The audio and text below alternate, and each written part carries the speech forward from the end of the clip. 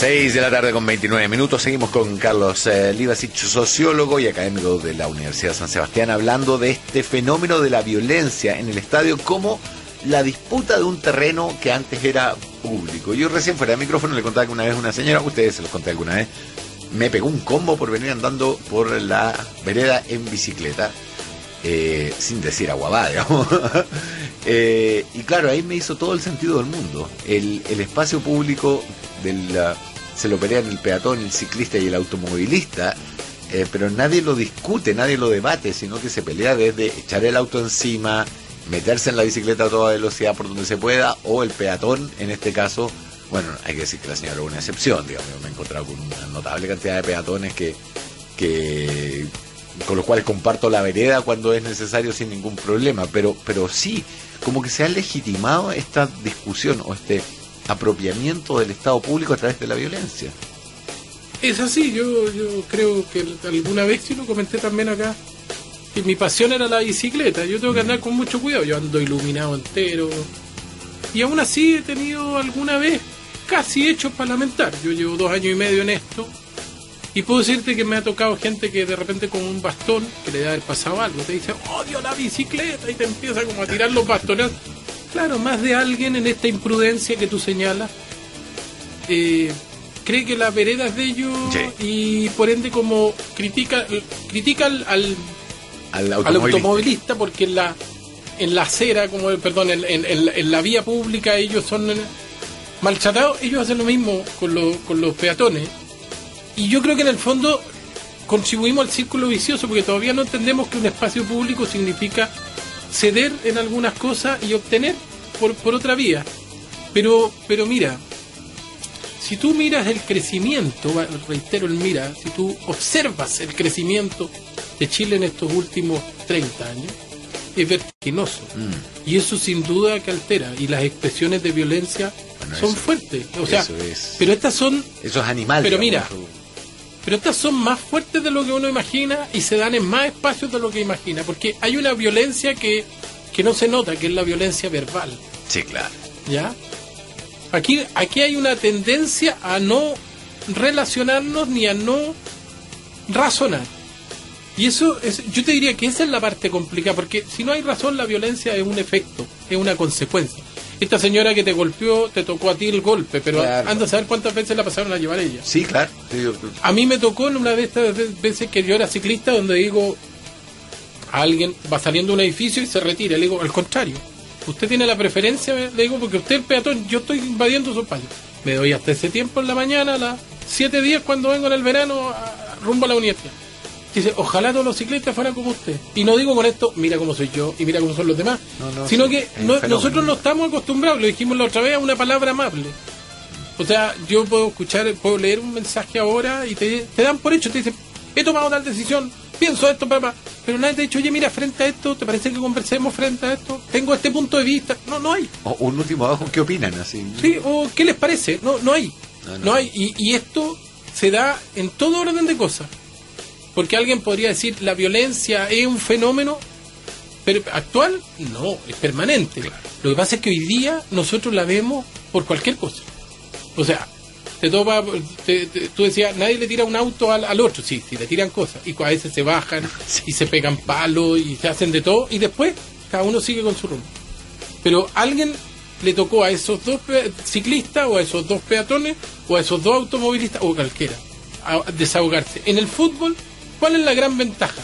En torno a un espectáculo que no se puede detener, hay gente que busca un espacio para soltar todo. Y yo con esto no quiero decir pobrecito, hay que entenderlo, sino que hagamos un análisis de cuántos espacios hoy día la gente tiene libertad para expresarse como quiere, o para desahogarse de acuerdo a lo que padece.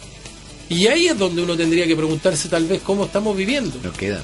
¿Qué tipo de relación estamos estableciendo? Porque los mismos fenómenos que tenemos en las grandes ciudades lo estamos repitiendo en todas partes. Claro, lo que ocurre es que además yo te escuché el crecimiento poblacional, y es cierto, yo recuerdo que en la universidad una vez nos hablaron de un experimento donde se puso un montón de ratas en condición de hacinamiento, y el resultado es inmediato: agresividad, violencia, canibalismo, todo. El ser humano eso pasa por la medida de el amortiguador de la razón, pero es un amortiguador, no es un aislante, digamos. Y claro, a mayor hacinamiento tenemos mayor agresividad, mayor violencia, pero la falta de espacio público. Cuando yo llegué a Chile los primeros días de 1981, y habían más plazas, más canchas de fútbol. Hoy día son recintos privados a los que hay que pagar por entrar. En la plaza de Carlos Antunes, donde la gente jugaba fútbol, o aquí en el parque Tajamar, en Providencia, les ponen ganchos de fierro para que no jueguen fútbol, porque el pasto se transforma en un bien público más preciado que en la recreación. Y si quiere recreación, paga por ella. Esa parece ser la teoría. Hay una visión desde la autoridad o desde el poder, por ponerlo en términos abstractos, no en términos peyorativos. O el sistema, si quieren. De que permitir espacios de libertad contribuye a generar estas válvulas de presión, de estas válvulas típicas que se activan por presión y que permiten descomprimir el sistema. Debiera ser así, pero nosotros lo tenemos construido de manera distinta. Porque cuando tú generas segregación, cuando a toda actividad que se entiende como un bien público pasa a ser, por decirlo de alguna manera, un bien privado. Un bien público pagado, ¿no? No, un bien privado, un bien concesionado. El concepto de espacio público desaparece, por lo cual de alguna manera emerge la rabia. De alguna manera emerge la agresividad. Y eso es inevitable. Nosotros hoy día no trabajamos por una mayor socialización o por mayor espacios de convivencia, sino que tendemos a la exclusividad. Y eso... Y a la exclusión por naturaleza. Es que a la larga, quien no se sienta nunca partícipe de un sistema va a plantear eso.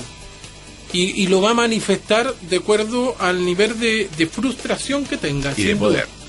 Si no tiene poder, lo va a hacer tirando piedras. Digamos. Si tiene poder, lo puede hacer una tribuna pública. Cuando no tiene poder, lo va a hacer tirando piedras.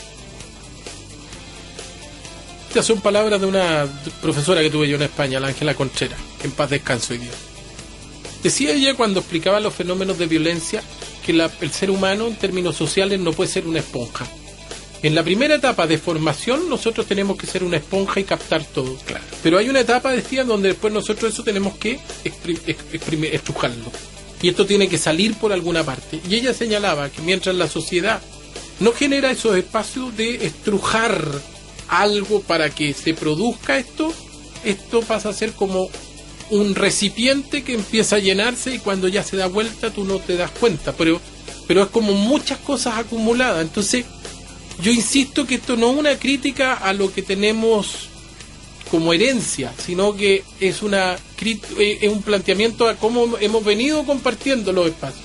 Entonces, mientras no exista participación, pero verdadera, real, mientras las cosas no se digan como se tienen que plantear, y donde exista el tema de opinión, de rebatir, nosotros nos vamos a perder, porque a la larga este individualismo, que puede ser organizacional, puede ser político, de lo que tú quieras, siempre termina en violencia. Ayer, por ejemplo, había un candidato que se estaba presentando por la derecha y te decía, aunque el otro ponga toda la plata, va a tener que dar explicaciones. ¿Por qué te dice eso?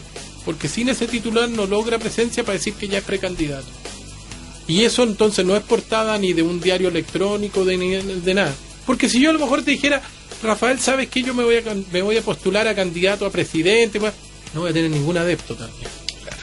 Maturana hizo un análisis precioso al respecto, que decía que en las elecciones se comprueba cómo miramos las relaciones desde el antagonismo y no desde la competencia. Y hacía una diferencia notable, por eso se habla del perdedor, decía, y no del que salió segundo, que sería la manera, como él decía, amorosa de relacionarnos. Entonces, claro, ahí ya, si no estableces esa dinámica de conexión, ¿cómo te voy a decir yo? Sí, me has vencido. No, me superó porque tiene mejores ideas. No, porque hace esto. Y al final yo, mira, creo que pasa una cosa que es más fuerte. No hay peor cosa que cuando la desesperanza aprendida se transforma en certeza. Cuando la gente tiene la duda, cuando la gente tiene la desconfianza y todo eso, y los hechos, a partir de que se los han negado, terminan confirmando lo que ellos pensaban, eso genera más violencia, porque sienten, no un tema que hay mentiras, sino que hay toda una lógica sistémica que avala eso, y que no hay posibilidad de aquello. Cuando la desesperanza se transforma en certeza. La desesperanza aprendida se transforma en certeza social de conducta, para ponernos más exquisitos, yo te diría que eso son focos tremendos. Pero, eso lo voy a tuitear cuando terminemos esto. Pero si quieres lo anotamos. Cuando no la hay cosa más aprendida. triste que cuando la desesperanza aprendida se transforma en certeza de conducta social de otro. Porque en el fondo yo puedo decir de repente, lo voy a decir los políticos son aquí y son financiados, decía alguien y todo, pero siempre abogábamos por la esperanza de que no fuera así. Y una serie de hechos, cuando tú me invitaste al principio de este programa, me decía, pasa esto, pasa aquí, pasa acá. Y uno dice, chupalla, tenemos que darle razón a todos esos que antes decíamos que eran agoreros, negativos y todo. Entonces, hoy día, cuando alguien te dice, ¿qué le vas a exigir a un muchacho que va al estadio a reclamar, y pongo porque ese era el tema inicial, y va a quemar y va a hacer esto? Sí, tal vez, mira lo que voy a plantear, en ninguna otra parte tiene la misma tranquilidad o la misma impunidad para hacerlo. Porque por último, si adscribe a un color no político, en este caso de un equipo de fútbol, y plantea y reclama adoctrinamiento y todo, puede tener hasta respaldo. Porque es un hermano, porque es un camarada, porque es un guerrero, por lo que sea. Terrible. Me quedo con la frase. Cuando la desesperanza aprendida se transforma en certeza de conducta social de otros, se genera más violencia, sin duda. Me quedo con esa frase porque por primera vez en mucho tiempo he encontrado una razón para tener esperanza. Una razón súper válida. Mira, una cosa súper importante, Rafa, todas estas cosas no es para plantearlo desde la perspectiva negativa, sino que es para que tratemos de darle a un fenómeno X una vuelta más y nos demos cuenta, o tratemos de percibir que las cosas no son tan absolutas como nos han dicho. Claro. Bueno, en esa tentación de convertir a las cosas en absoluto está el gran riesgo del sistema. Y la violencia. Ahí está. Carlos Livasich, académico de la Universidad de San Sebastián, muchísimas gracias por haber venido este martes con este tránsito y con este frío aquí a Sonar Global. Estas son de las cosas agradables del día o de la semana, así que no hay problema con todo eso. Bemoles que tú señalás, feliz vengo, encantado. Muchísimas gracias, Carlos. Nos vemos el próximo martes. El próximo martes será, pues. Ahora sí, Kiss con I Want You en este Sonar Global. In the morning I raise my head and I'm